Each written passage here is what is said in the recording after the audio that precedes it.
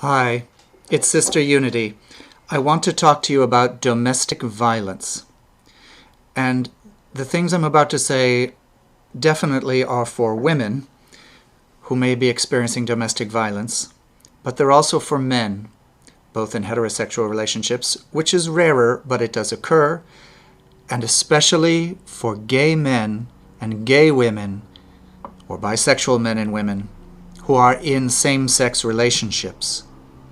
Because domestic violence is unfortunately very present in our community as well. If you are experiencing domestic violence, if your partner hits you, physically abuses you in any way, causes you pain, or emotional violence, puts you down, swears at you, insults you, manipulates you, gaslights you, makes you feel less than, lets you know that you're the fuck up, you're the one who causes the problems, you're the inferior one in the relationship. This is not normal, nor is it acceptable. But what do you do? You may feel that you love this person deeply, and how can you go against them? Because you know who they really are. You love them. You may feel that this person is the only chance you're going to have at a relationship, the only chance you're going to have at love. So why toss that away so lightly just because of a few difficult situations which maybe you feel you can just get through? I will tell you that those are thoughts that abusers want you to think, and they depend on your thinking them. They use them in order to get you to stay so that they can continue to take out whatever they want on you. Now you have to understand, they're acting out. It has nothing really to do with you. It has to do with whether they are a sociopath or a psychopath, or whether they have unresolved childhood family issues, or whether they might be alcoholic, or drug users, or other psychological factors, or just plain mean. All of these have everything to do with them, their psychology, and their responsibility, and nothing to do with you. They may have picked you because you're a good person, you're a nice person, and you're a willing person with open boundaries. Abusers have this uncanny sixth sense and detect people who they think will be able to put up with or willing to put up with their abuse and manipulations. It's all about power. They're looking for power and control. They need to control their environment. And this is how they do it, how they express it, how they act out. Domestic violence goes in a cycle. It's like a triangle with three sides. First, at one point, everything is sweet and hunky-dory. And then something triggers. Something goes wrong. There's a tension and anxiety, an overdue bill, or dinner was late, or something happened at work. And anxiety builds and builds. And all the petty little anxieties that we all feel build and build the pressure and tension, and they hold it inside, and they frustrate themselves, and it winds up until the apex point. They burst, and they act out. They abuse. They torture you, they hit you, they yell at you, they pontificate, and then build up something that's wrong, and make excuses, and turn it towards you, and it all comes landing on you. Unfairly. You'll notice you may have done everything you can to make sure their environment is perfect and happy and calm, but it still comes. Then they're all sweet and apologetic, and everything's good, and they will never do it again until they hit a normal state. And then something happens, as the world always has petty anxieties, and it builds and builds again until the next time, and the next time, and the next time. So what can you do? If you can, get out. Doesn't mean you're breaking up the relationship necessarily. It means you're removing yourself from harm.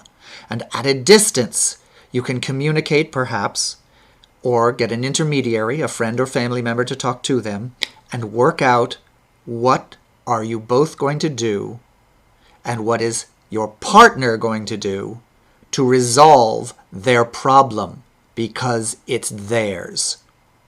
They need to get counseling. They can get domestic violence training and counseling.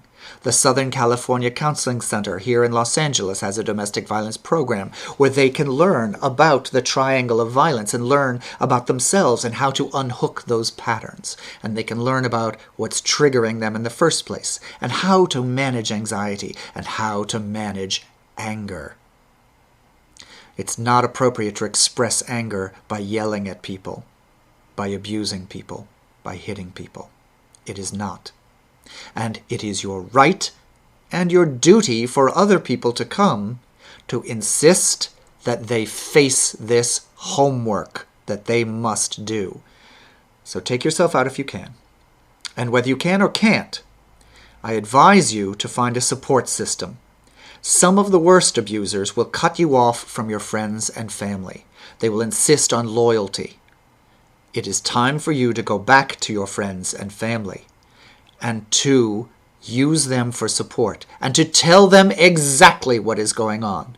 You may feel embarrassed, but you must tell people, 1, 2, 3, as many people as you're comfortable with or even uncomfortable with, what is happening to you. You can fill out a police report. Now, a lot of police departments, especially with gay relationships, may not want to hear it, but it's your right as a citizen to insist. And even if the police will do nothing and say they will do nothing, you fill out that report because it's an official police record of what has happened. And if they do anything again to you or anyone else, it's a second time. And there's an already recorded history. And so you're building a history showing their behavior for a court to later believe, if it comes to that this person does have a history of violence, and you're not just making it up. You can also seek a restraining order. Go to a court and find out from the clerk how to file for a restraining order. You can even file for a restraining order if they're abusing your children, even when you're not present. If you're a co-parent or co-guardian, it is up to you to keep the children safe. Get a restraining order. If they are on alcohol or drugs, they're going to need to work on that, but it's not your place to make them.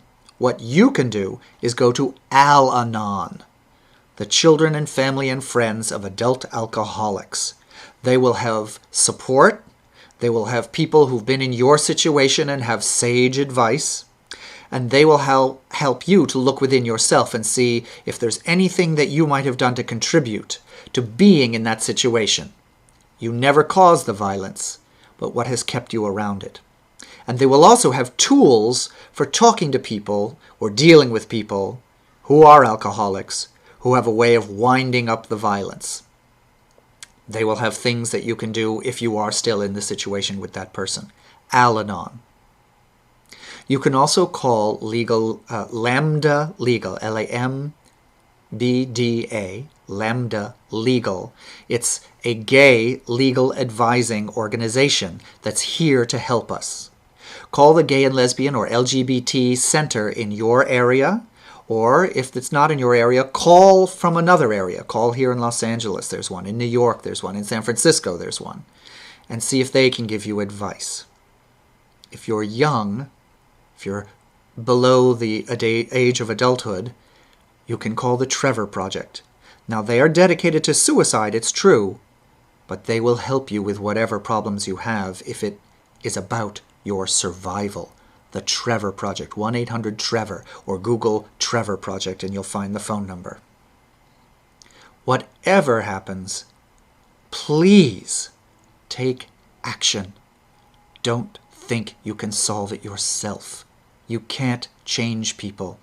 As Maya Angelou once said, when people show you who they are, you had best believe them. So take some action.